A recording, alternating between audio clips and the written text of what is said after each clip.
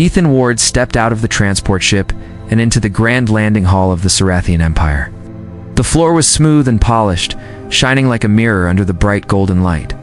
Tall alien guards stood on each side of the long path, their armor glowing faintly as they watched him. The air smelled faintly of metal and something sweet, almost like flowers. He knew he was far from Earth, and the way every eye in the room followed him made it even clearer. He had come to speak for peace between humans and the Sarathians. For years there had been tension, small battles in deep space, and distrust on both sides. He hoped this meeting could change that. But the moment he stepped inside, he could feel that this was not going to be easy. The Sarathian court was filled with tall, graceful figures dressed in rich fabrics, their long ears and sharp eyes giving them an otherworldly beauty. None of them looked happy to see him. At the far end of the hall, on a high platform, sat Queen Lyra. She wore golden armor shaped like flowing leaves and a tall crown that shone in the light. Her face was calm, but her eyes were hard, like stone. She did not smile or offer any words of welcome. She simply watched as he walked forward, his footsteps echoing in the silence. Two alien attendants moved ahead of him, speaking in the Sarathian language. The sound of it was smooth but sharp, with a rhythm that reminded him of both music and command. When they finished, all eyes turned back to him. Ethan bowed his head slightly, hoping to show respect without seeming weak. A deep voice from the side of the hall broke the quiet. An alien noble stepped forward, his silver robe brushing the floor. He spoke to the queen in a low but clear voice. Though Ethan did not understand the words, he could feel the tone. It was sharp and accusing. The noble pointed toward Ethan, then toward a small metal case one of the guards carried. Inside was the human communication device he had brought, one he thought would help build trust. But here, in the wrong hands, it looked like proof of something else. Queen Lyra's gaze turned colder. She stood slowly, her movements smooth and full of power. When she spoke, her voice filled the hall. The translator at Ethan's side spoke the words into English. She said he had broken the law by bringing forbidden human technology into Sarathian space. She said this was an act of betrayal, said it was punishable by death. Ethan felt the air around him grow heavy. Guards stepped closer, their armor clinking quietly. The crowd began to murmur, the sound like a distant storm. He knew this was bad, worse than he had imagined. His heart beat faster, but he forced himself to keep breathing evenly. He had not come all this way to lose himself in panic. He looked up at the queen, her golden crown catching the light, her sharp eyes fixed on him like a hunter watching its prey. In that moment, he understood that this was more than an accusation. This was a test of who he was and what he stood for. And though the fear pressed at the edges of his thoughts, he knew one thing with perfect clarity. He could not show weakness. Not here, not now. Ethan straightened his back, meeting her gaze without flinching. The guards were close enough now that he could hear the faint hum of their weapons. The queen's lips pressed into a thin line, and with a single motion of her hand, she gave the order. The translator's voice came again, steady but heavy. The human is to be executed. The words hung in the air like a shadow. The hall went quiet, except for the sound of his own breathing. Two guards stepped forward to take him. Ethan could feel their cold metal grips on his arms. The court watched in silence, their eyes full of curiosity and judgment. Ow. In the middle of that silence, something inside him shifted. He had a choice. He could fight, he could plead, or he could face this moment as if it were not the end, but the beginning. He let out a slow breath, and then, without saying a word, he smiled.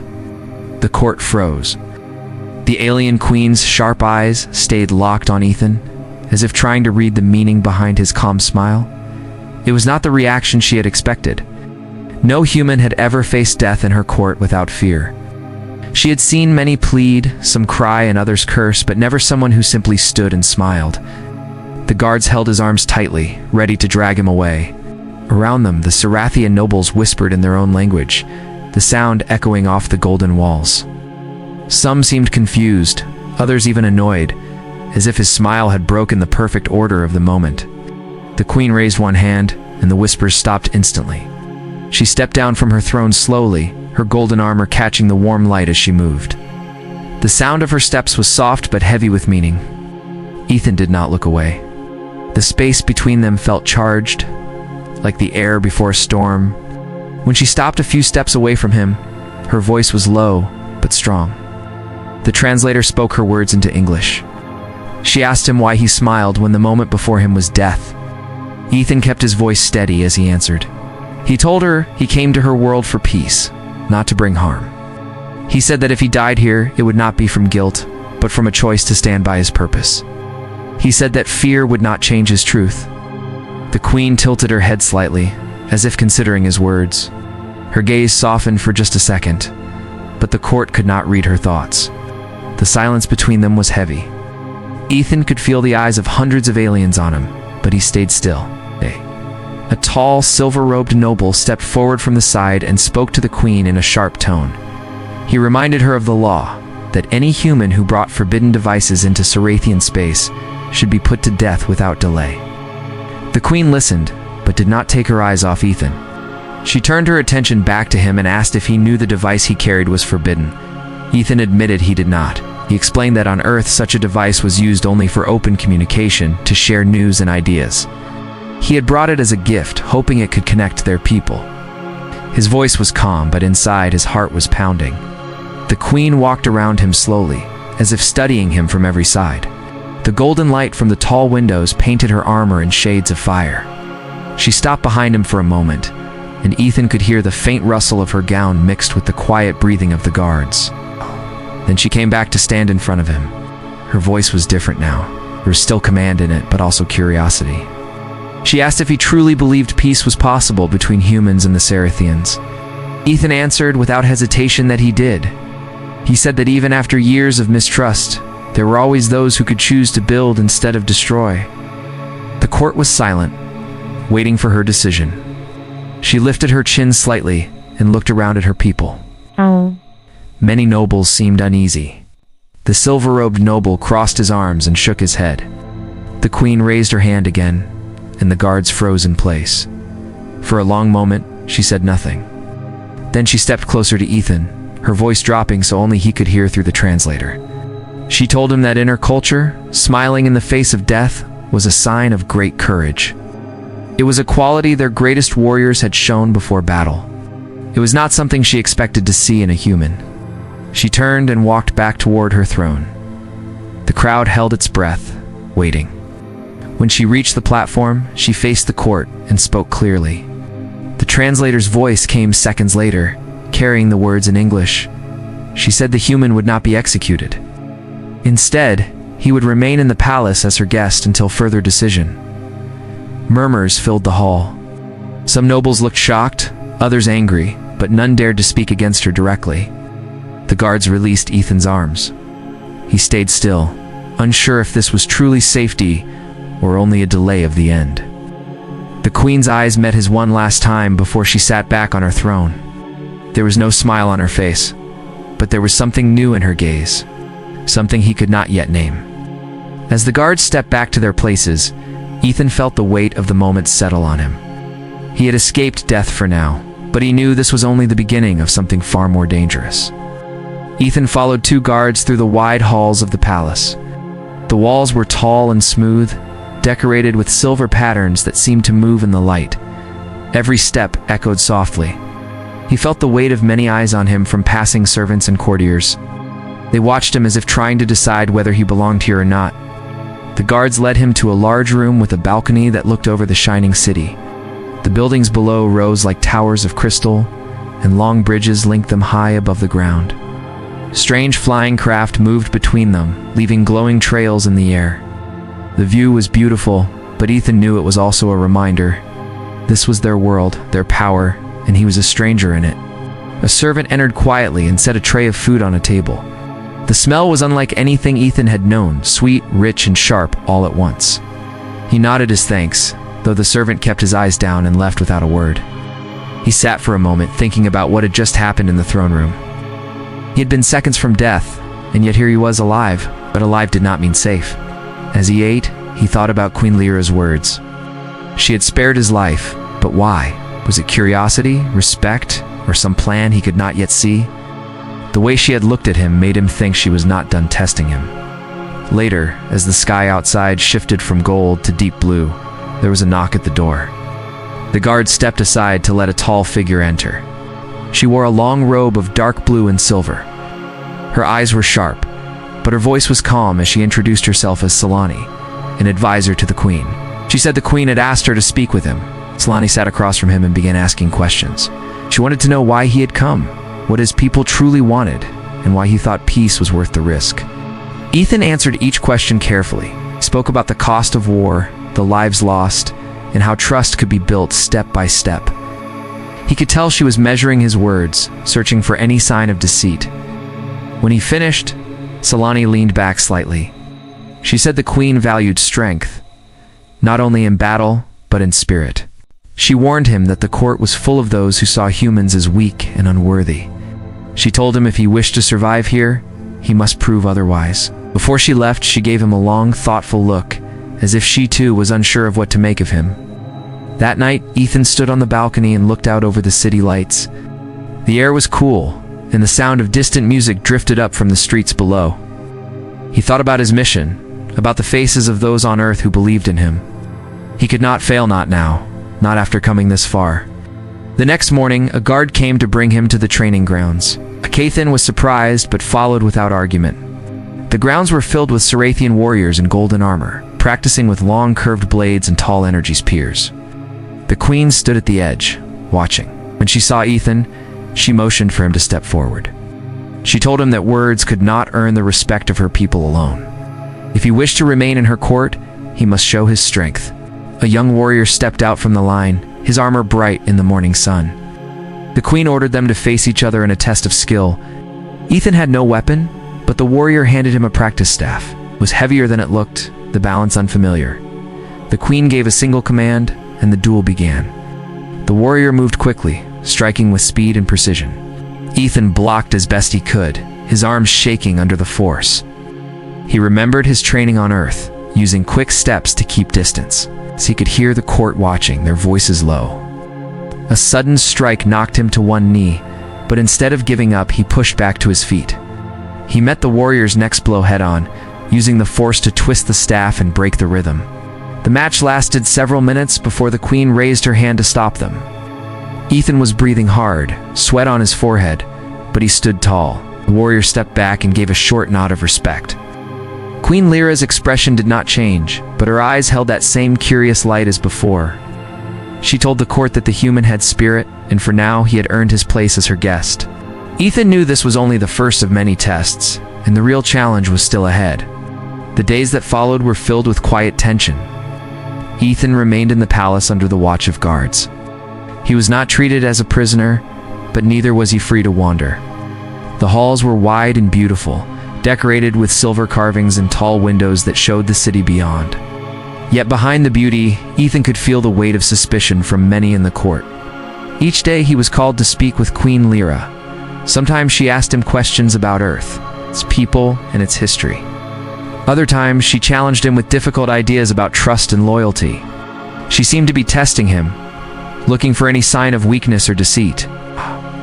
Ethan answered with patience, knowing that one wrong word could undo everything. One afternoon, she took him to the Hall of Memory, a great round chamber lined with tall crystal pillars. Inside each pillar were glowing images of Sarathian warriors from the past. The queen explained that every warrior in those pillars had faced death without fear, and that was why their memory was honored forever. She told him that his smile in the throne room had reminded her of them, though she still did not know if his courage was real or only an act. As they walked through the hall, she told him about the wars between their people. She spoke of battles fought in the cold void of space, of Sarathian cities burned by human fleets, and of friends she had lost. Her voice stayed calm, but Ethan could hear the pain behind her words. When she asked if he could understand why her people mistrusted humans, he said yes. He told her he could not change the past, but he hoped to help shape a better future. That evening, there was a gathering in the Great Hall. Dozens of nobles and warriors were present, their golden and silver garments shining in the warm light. Ethan was told to stand beside the queen. He could hear the whispers around the room. Many were unhappy that a human was allowed to stand so close to their ruler. One of the older nobles, dressed in deep green robes, stepped forward. His voice was strong as he questioned the queen's decision. He said humans had brought nothing but trouble and could not be trusted. He demanded that Ethan be sent away or executed before he could cause harm. The room filled with murmurs of agreement. The queen raised her hand for silence and turned to Ethan. She asked him to answer for himself in front of them all. Ethan took a breath and stepped forward. He spoke in a steady voice, telling them he understood their anger and fear. He told them he did not come to deceive them, but to find a way for their worlds to live without war. He spoke of the cost of fighting, not just in ships and cities, but in lives and families. He told them that strength was not only in battle, but in the courage to trust. The hall was quiet when he finished. The noble in green narrowed his eyes but said nothing more. Queen Lyra's expression was unreadable. She dismissed the gathering and left the hall, and Ethan was taken back to his chamber. The next morning, a message came from the queen. She wanted him to join her outside the city. Escorted by guards, Ethan followed her through the gates and into the wide open plains beyond. The sky was bright and clear, and the wind carried the scent of wild plants. They rode in a sleek transport that skimmed over the ground until they reached a high cliff overlooking a river of shining water. The queen stood at the edge, her armor glinting in the sun. She told Ethan that this place was where Sarathian leaders came to make decisions that would change the future. She said she had brought him here because she was still uncertain about him. She could see his spirit, but she did not yet know his heart. She asked him one final question. If he were given the choice to save either his own people or hers, knowing the other would be lost, what would he choose? Ethan stood silent for a long moment, the wind moving around them. Finally, he told her that true peace could never be built on the loss of one side. He said that, if forced to choose, he would fight to save both, no matter the cost. The queen looked at him for a long time, her eyes unreadable. Then she turned and walked back toward the transport, leaving Ethan to wonder what decision she would make next. The ride back to the city was quiet. Ethan sat across from Queen Lyra, watching her as she looked out at the passing planes. Her face showed no clear emotion, and the silence made him wonder if his answer had helped or hurt his chances. When they reached the palace, the guards led him to his chamber and left without a word. That night, Ethan could not sleep. He walked to the balcony and looked over the glowing city. The towers reached toward the sky, and the streets below were alive with soft lights. He thought about the question she had asked, and the choice he had given her in his reply. He knew it had been risky to refuse an easy answer, but it had been the truth. In the morning, a guard arrived and told him the queen had called for him. They walked through the grand halls until they reached the throne room. The court was gathered, the nobles standing in their shining garments, their expressions tense. Queen Lyra sat on her throne, her crown catching the golden light from the high windows. When Ethan stepped forward, she rose. Her voice filled the hall as she addressed the court. She spoke about the dangers of war and the years of mistrust between their peoples. She told them about the moment she had tested the human, about his calm when facing death, his refusal to speak with fear, and his choice to value both sides equally. The silver-robed noble from before stepped forward, clearly unhappy. He warned her that trusting a human was a dangerous mistake. The queen listened but did not look away from Ethan. She told the noble and the rest of the court that strength came not only from power, but from the courage to take a step toward peace. She said that while the human could still fail her trust, he had earned the chance to prove himself. She turned to Ethan and told him she would not only allow him to live, but would begin talks for a peace treaty with his people. She declared that he would remain as a guest of honor until the first agreement was signed. The court reacted with a mix of shock, anger, and quiet approval. Some nodded, others whispered to each other, but none dared to openly defy her. After the gathering ended, the queen walked with Ethan through the palace gardens. The air was fresh with the scent of strange flowers, their colors deep and shifting in the sunlight. She told him that the path ahead would be difficult. There would be many who wished to see the talks fail, both in her court and among his own people. She asked him if he was ready for that. Ethan answered that he had not come this far to turn back now. They stopped beside a fountain shaped like the wings of a great bird. The water shimmered in the light, and for a moment there was no sound but the steady fall of drops. The queen looked at him and said she still did not know if she fully trusted him, but she believed he had the heart to try. That, she said, was more than she could say, for many she had known.